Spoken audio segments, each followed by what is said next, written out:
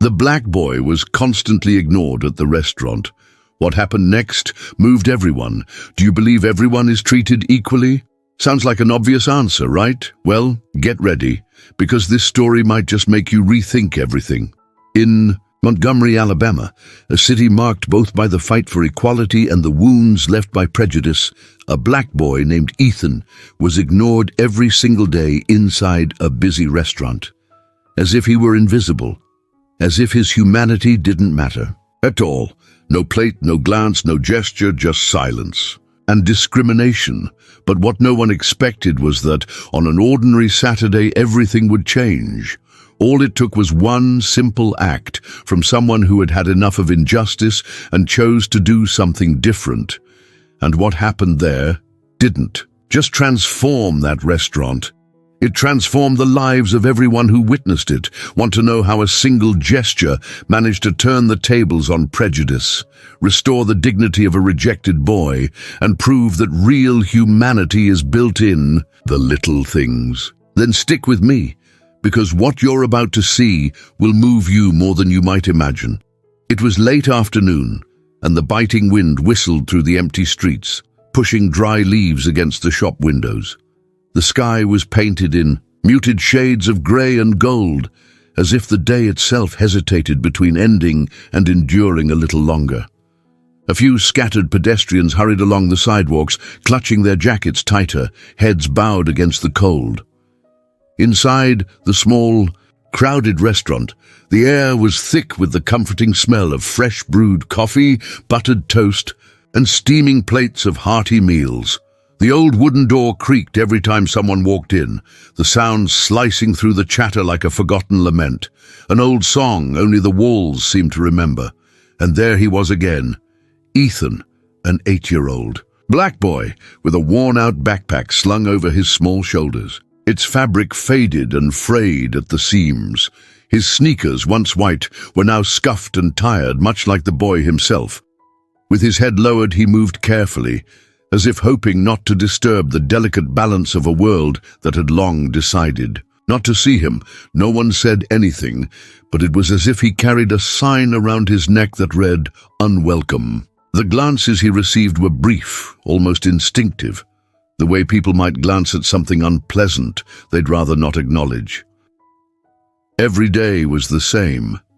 He would arrive at nearly the same hour, slipping in quietly, always choosing the same little corner near the window, a spot where the sunlight barely reached, but that offered a small glimpse of the outside world. He would settle into the wooden chair, setting his backpack on the floor, careful not to make noise, careful not to take up more space than he thought he deserved. Customers would glance his way, a quick, uncomfortable flick of the eyes, then hastily look away, returning to their coffee cups, their conversations, their safe, ordinary lives. It was as if to most people he wasn't even there, just another invisible soul, blending into the clatter of silverware and the low hum of meaningless conversations that filled the room but changed nothing beyond its walls. And there he sat, silent, patient, watching the full plates move from one table to another, hearing bursts of laughter that never included his name, never beckoned him over. He waited, the way someone waits who knows they have no right to demand, no place to claim, no voice loud enough to be heard. His hands, small and chapped from the cold, would sometimes fidget with the strap of his backpack or trace invisible patterns on the worn surface of the table. Small signs of a restless hope he never allowed to fully bloom. But what no one realized was that behind those quiet eyes and simple clothes was a universe, a silent, beating world of dreams, fears, and dignity. A story about humanity waiting desperately to be noticed. If anyone had truly looked, really looked, they would have seen that Ethan wasn't just passing time. He wasn't just loitering, as many preferred to believe. He was waiting with a patience far beyond his years. Waiting for a mother who fought invisible battles every day, battles against exhaustion, against poverty, against the cold indifference of a world that measured worth by appearances. Waiting for someone who was herself barely noticed, barely acknowledged, except when she cleaned spaces others dirtied without a second thought. While he waited, Ethan clung to an old, patched-up notebook, its cover soft and peeling at the edges. Inside, in crooked, careful handwriting, he built imaginary worlds. Worlds where no one was turned away. Worlds where doors stayed open.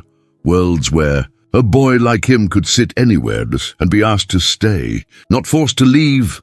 The harsh truth was this: the empty house he called home, with its cold walls and lonely creaks, was no place for a child to wait alone. The heater had long since stopped working. The refrigerator echoed with more emptiness than food, and the few lights that still flickered to life cast more shadows than comfort. Yet even as he faced rejection outside and isolation at home, Ethan refused to let bitterness consume him, even while being discriminated against, treated as a burden, treated as if he were nothing at all.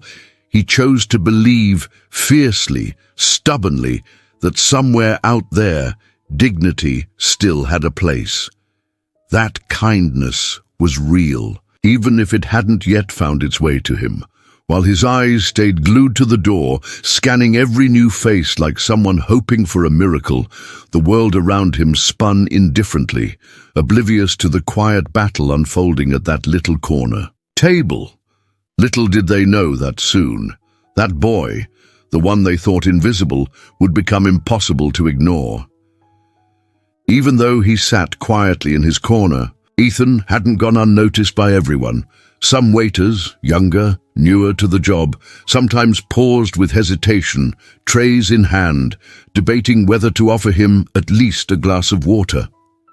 Their eyes would flicker toward him, filled with a brief, fleeting spark of humanity, but it only took one sharp glance from the manager.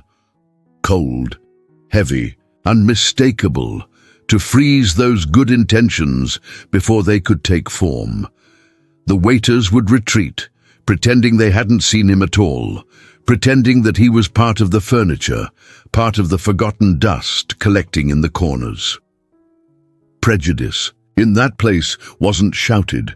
It didn't wear bold banners or loud slurs. It whispered through the subtle tightening of mouths, the stiff turning of shoulders. The deliberate way trays full of food would skirt around Ethan's table without stopping. It lived in the unspoken rules that said that someone like him didn't deserve a meal, didn't deserve a moment, didn't deserve to sit where others sat. It was as if, just for existing in that space, Ethan had committed an invisible crime. The customers didn't waste any time either. The moment he shifted even slightly in his seat, reaching for his notebook, adjusting the strap of his backpack, the mutters would start, soft enough not to be formally heard, but sharp enough to pierce the boy's small heart. "These kids just come here to warm the seats," someone would sneer under their breath, shaking their head in disdain. And the worst part, no one thought there was anything wrong with that. No one wondered where he had come from. No one asked why he sat there alone every afternoon. No one thought twice about a boy who had no plate, no drink, no invitation to stay. Until one day, the humiliation hit full force, like a punch delivered without warning. The manager, with no shame or hesitation, sent an employee over. A young woman, cheeks flushed with embarrassment, approached the little boy. She was just following orders, but even she couldn't meet his eyes. "Sorry, kid," she muttered almost inaudibly. "Customers need the table." Ethan tried. He really tried to force a shaky smile, to pretend he didn't care. He whispered a sorry of his own, so soft it was almost lost in the noise. And as he pushed his chair back, the wood scraped against the floor with a screeching, high-pitched sound. A sound so sharp it seemed to slice through every conversation, every clinking fork, every oblivious laugh. Heads turned briefly. Some watched. Most pretended not to notice, and Ethan, keeping his head down, fled the restaurant without once looking back. not knowing that his silent departure would echo far longer than anyone could imagine. After that day, the restaurant went back to business as usual, or almost. The regular customers returned, ordering their coffee, their sandwiches, their pies. Plates continued to move from kitchen to table. Smiles were exchanged, jokes told, but something was different. Something subtle but undeniable. The chair in the corner, Ethan's chair, remained empty. It seemed to pulse at the edge of the room, a quiet presence too heavy to ignore, an empty space that felt louder than any voice. The air in the restaurant grew heavier, not because the coffee smelled any different or the food tasted worse, but because the presence of absence. The memory of a small boy sitting silently, hoping to be seen, now haunted every corner. Plates kept moving, conversations carried on, but anyone who truly paid attention could feel it. Something precious had been lost. Meanwhile, outside those walls, little Ethan, stripped even of the temporary shelter that corner had offered, wandered through the city searching for new places to wait, places where no one would ask him to leave, places where invisibility might hurt a little less. Sometimes, he hid out in the public library, pretending to study, his fingers tracing the words of books he could barely concentrate on. Other times, he huddled in the cold lobbies of office buildings, trying not to shiver, trying to stay unnoticed. Day by day, Ethan was learning a cruel lesson, that survival often meant becoming invisible, that the less people saw of you, the safer you were. But even as he faded from sight, he clung stubbornly, desperately, to the small, flickering hope that somewhere, somehow, someone would see him. That not everyone would stay blind. Each bite of food, each casual conversation, inside the restaurant now seemed to cut through a strange, heavy silence, a silence that hadn't been there before, a silence that asked uncomfortable questions, even if no one dared answer them. But no one knew yet. His absence was only the beginning. The restaurant was packed that Saturday, filled with laughter, filled with clinking glasses, filled with all the noise people use to cover up the things they don't want to feel. But the joy felt strained, artificial, like music played out of tune, just slightly off, but enough to unsettle the soul. Among the crowded tables, the manager, emboldened by comfort and surrounded by regulars, couldn't resist. He cracked a loud, careless joke about certain types who didn't show up anymore, mocking even Ethan's absence. Some laughed, others shifted uncomfortably in their seats, and that's when Mr. Collins, a man usually so quiet he seemed part of the wallpaper, slowly stood up. He adjusted his jacket, a simple gesture, but one that felt weighted with meaning, and cleared his throat. His voice, when it came, was thick with something that trembled between rage and sorrow. "May I have everyone's attention, please?" he said, cutting through the noise. The restaurant fell into a stunned silence. "For weeks, I watched that boy here," Mr. Collins continued. "I saw him being ignored, and I turned away. I ignored him too. Today, I refuse to turn away again." He didn't shout. He didn't need to. The weight of his words hung in the air, heavier than any scream could. Mr. Collins walked to the empty corner, to the chair that still seemed to echo Ethan's presence, and pulled it firmly into the center of the room. With slow, reverent movements, he placed an old children's book on the seat, a book about dreams, about dignity, about the right to be seen and heard. The gesture was simple, but it said everything. The boy who had been rejected was finally, unmistakably seen. His humanity, so often dismissed, was now center stage, undeniable. Then Mr. Collins turned, looking around the restaurant with no anger, only an invitation. "If you believe no one should ever feel invisible," he said, his voice low but steady, "stand up now." For a moment, no one moved, but then slowly, hesitantly, one by one, the customers rose to their feet, some with eyes shining, some with tears they didn't try to hide. And then someone began to clap, softly at first, then louder, until the applause filled the room, as if in that moment Ethan's presence was being honored in the only way it could be. The chair that had once symbolized prejudice now became a beacon of redemption, a declaration, never again. And that change was only just beginning. After that day, the restaurant was never quite the same. Where once there had been indifference, there was now a small, discreet sign by the door. Here, no one is invisible. A simple phrase, but one that carried the weight of every silent tear, every unspoken hurt, every forgotten dignity that had once gone unnoticed. In one corner, a mural began to grow, quietly, organically, filled with little notes, colorful drawings, by children, donated books left by strangers who wanted in their own way to build something better, a tribute, a promise. Every note pinned to that wall was more than ink and paper. It was a silent apology, a silent pledge. We see you now. Even the manager, who had once turned people like Ethan away, began to change. Maybe out of shame, maybe out of a genuine desire to do better, but change he did. The wave of compassion that had started with a boy sitting silently in the corner proved something profound. Sometimes, it only takes one act of courage to transform not just a space, but the very heart of a community. And even more transformation was on the way. Because for those who carry true awareness, changing a restaurant wasn't enough. Mr. Collins found that he couldn't go through a single morning without thinking about the black boy who had once waited there, silent, isolated, maybe hungry, and so heartbreakingly invisible. It was as if Ethan's absence had left a permanent echo in the corners of his mind, a space that no noise, no busy day, no new customer could ever fully fill.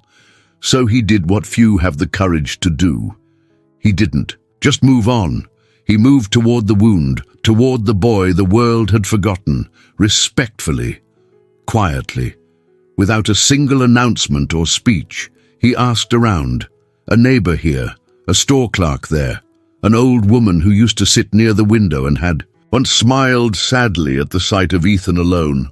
It took days of discreet searching, but finally he found the answer. Ethan was the son of Miss Harper, a cleaning worker, one of the silent heroes who carried the weight of injustice every day without ever asking for recognition.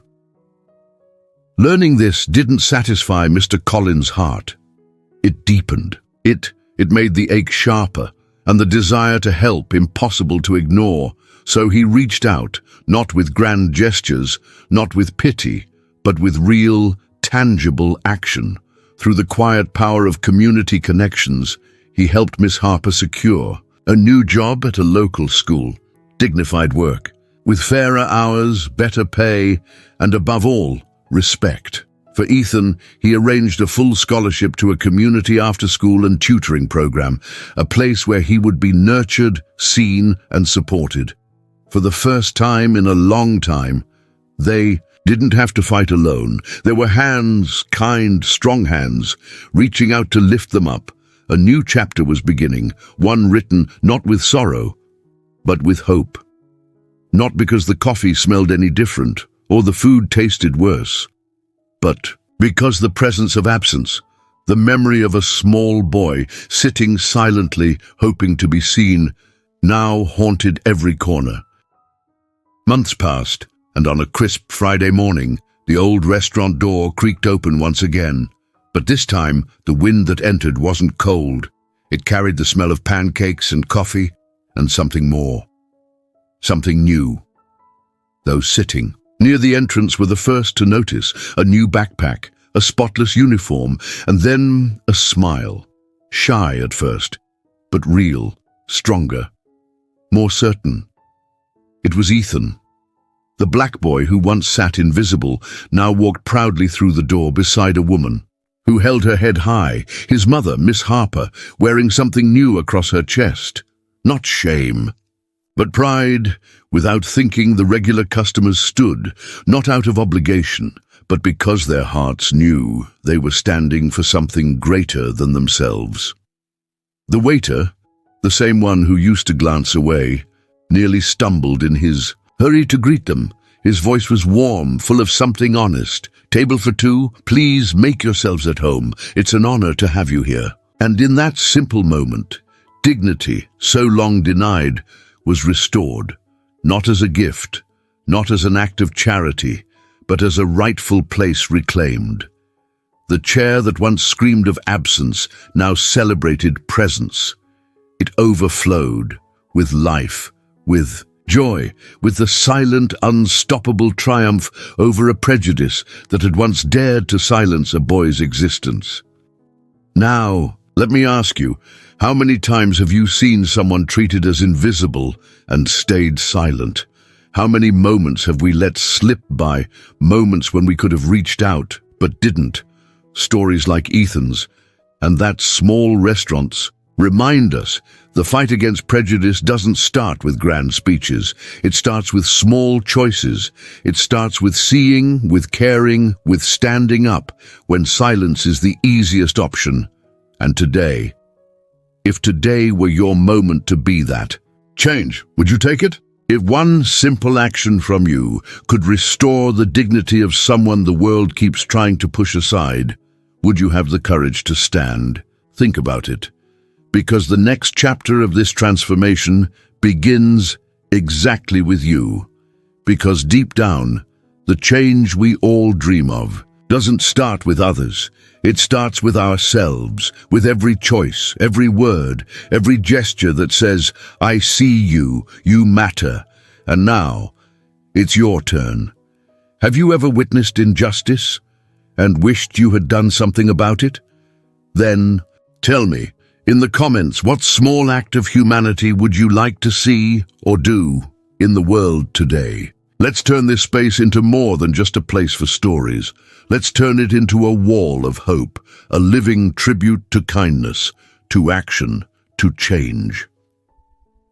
If this story touched your heart, don't leave without subscribing.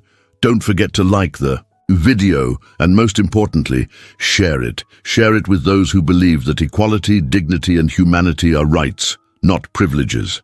Because here, we don't just tell stories, we change them. See you next time. Not because the coffee smelled any different or the food tasted worse, but because the presence of absence, the memory of a small boy sitting silently, hoping to be seen, now haunted every corner.